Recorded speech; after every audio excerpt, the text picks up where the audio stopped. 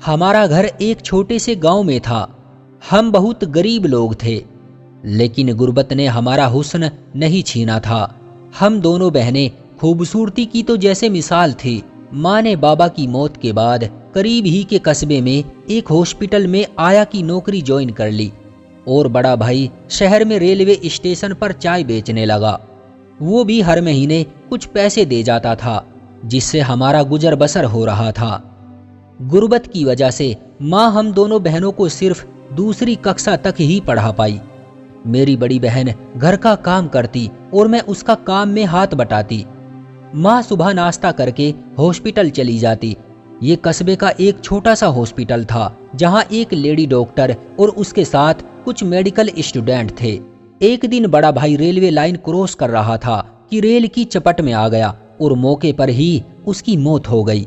मेरी बड़ी बहन आरती का रिश्ता समिता चाची के बड़े बेटे राजेश से हुआ था, लेकिन बाबा और भाई की मौत के बाद उन्होंने मेरी दीदी आरती को ब्याह कर ले जाने की बजाय मंगनी तोड़ दी।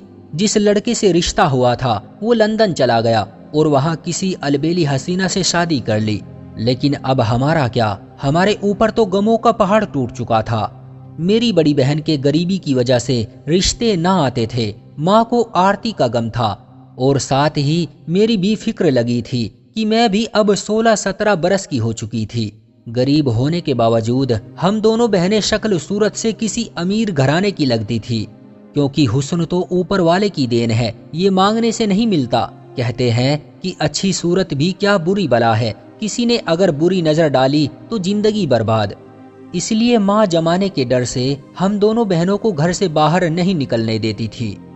हमारे आस पड़ोस के ज्यादातर लोग गांव से दूर शहर में जॉब करते थे, जो अक्सर रोजाना ही शाम को घर आ जाया करते थे। उन्हीं घरों में से एक चाची शमिता का मकान था, जो पहले मेरी बहन की होने वाली सास थी। चाची शमिता का पति मेरे बाबा का दूर का रिश्तेदार था, लेकिन वो भी किसी कारण इस दुनिया से चल बसा था। उनका छोटा बेटा भी अब जवान हो चुका था। बाप के मरने के बाद वो माँ के कंट्रोल में ना रहा, यूं कह ले आवारा हो गया था।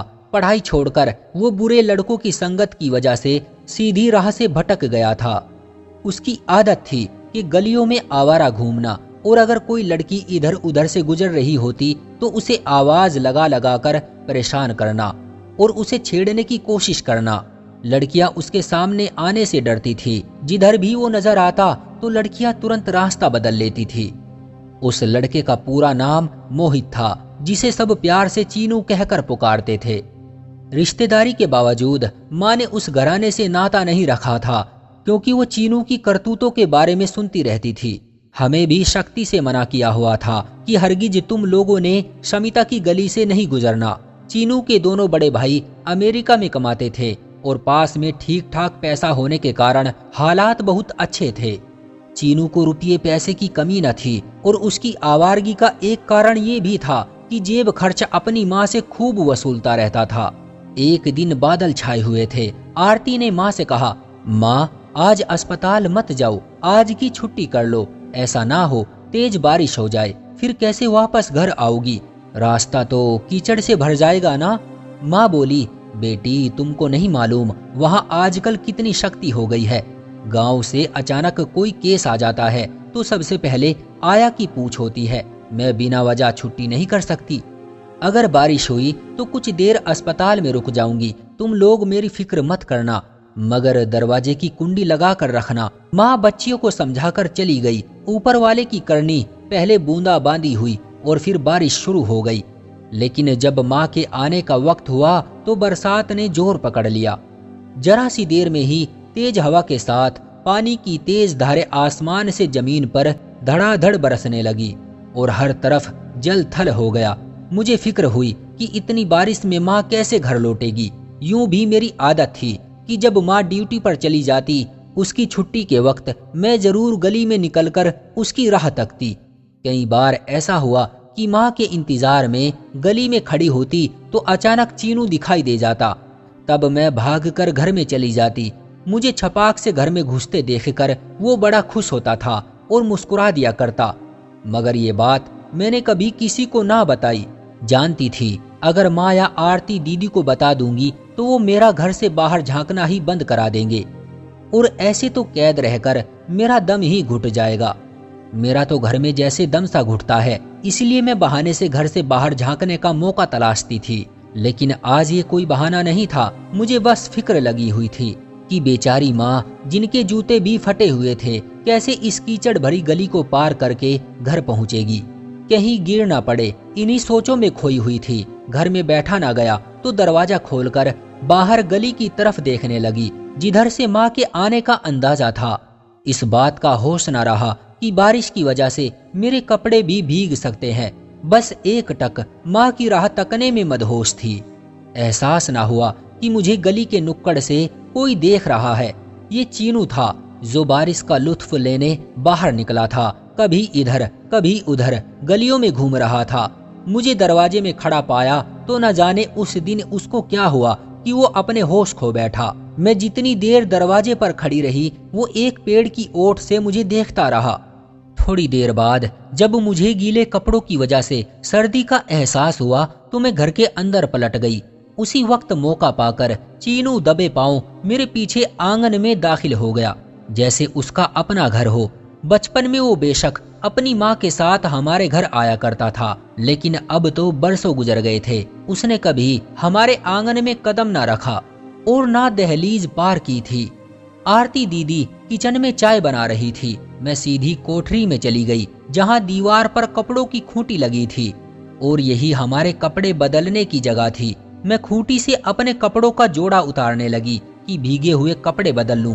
इस वक्त शाम होने वाली थी, लेकिन बारिश की वजह से अंधेरा बढ़ गया था और रात से पहले रात महसूस हो रही थी। फिजा में बारिश का दौर, बादलों की गरज और हवा की सरसराहट में माहौल में अजीब सी मस्ती भरी थी। लगता था कि कोई बड़ा तूफान आने वाला है, क्योंकि आज बारिश बड़ी ही मूसलाधार पड़ रही थी। खैर, जैसे ही कपड़े बदलने के लिए मैं कोठरी का दरवाजा बंद करने के लिए मुड़ी तो सामने का मंजर देखकर मेरे होश उड़ गए। चीनू कोठरी के अंदर आ चुका था। इससे पहले कि मेरी चीखें हलक से बाहर निकलती, उसने आगे बढ़कर मेरे मुंह पर हाथ रख दिया और जेब से एक धारदार खंजर निकाल लिया। खंजर की नोक मुझे अपने गले पर दर्द देती महसूस हुई तो मेरी आवाज ना निकली और खौफ से मैं ठंडी पड़ गई। मूसलाधार बारिश बरस रही थी। तूफान में तेजी आ गई। चंद लम्हों में जो कयामत मुझ पर टूटी, उसका किसी को जर्रा बराबर भी पता न चला। थोड़ी देर बाद चीनू कोठरी से बाहर निकला और तभी आरती दीदी भी किचन से बाहर निकली। उसने तेज रफ्तार से आंगन में किसी को बाहर की तरफ भागते देखा तो उसकी चीखें निकल गई। ये कौन था? दीदी ने मुझ कांपती चिड़िया से सवाल किया। चीनू था। बमुश्किल मेरे हलक से निकला। उसकी आंखें फटी की फटी रह गई। ये हमारे घर क्या करने आया था? चोरी करने आया था, मैंने सिसकते हुए जवाब दिया। गरीब के घर चोरी करने? हमारे घर में चुराने को रखा ही क्या है? ये ख्याल आरती को ना आया कि गरीब के पास एक और कीमती चीज भी होती है, और वो होती है उसकी इज्जत, जिसको अगर कोई लूट कर ले जाए तो फिर गरीब के पास कुछ नहीं बचता। जरा देर बाद माँ भी गिरती पड़ती भीगती हुई आ पहुंची। दरवाजा भी अभी तक खुला था। हमको दरवाजा बंद करने की भी होश न रही थी।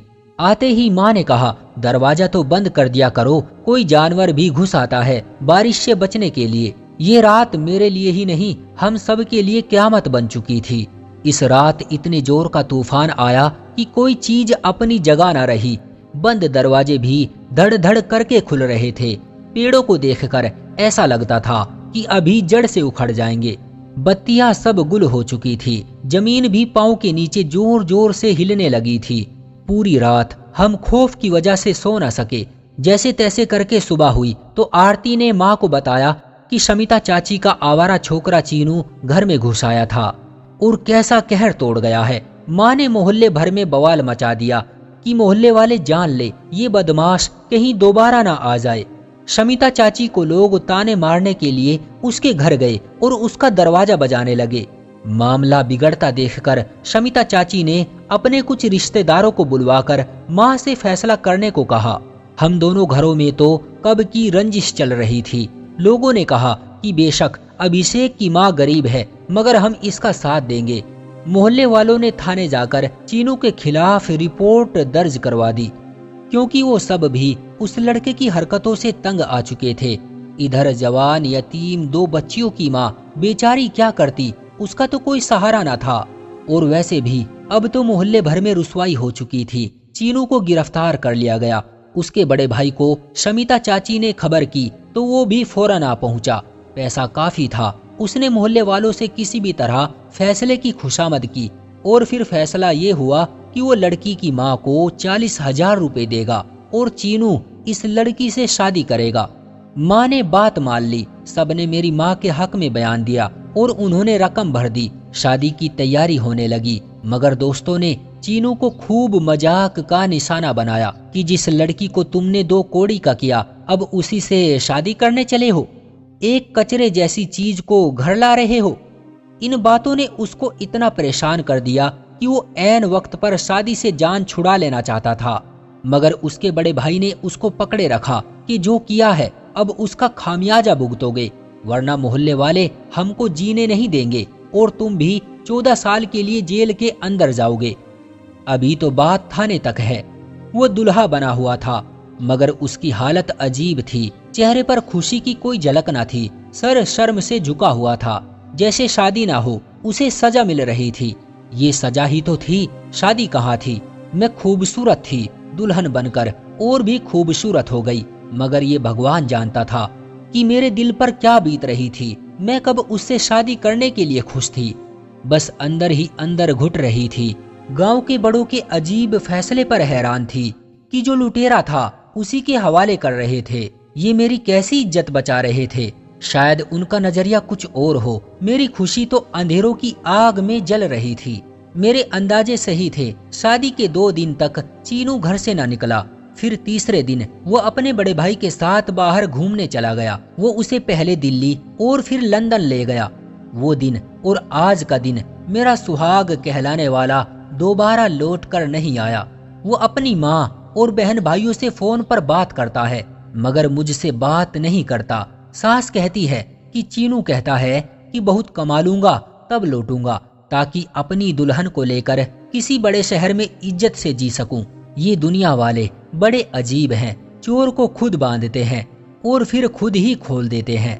दोस्तों, ये थी एक गरीब लड़की की रुला देने वाली कहानी।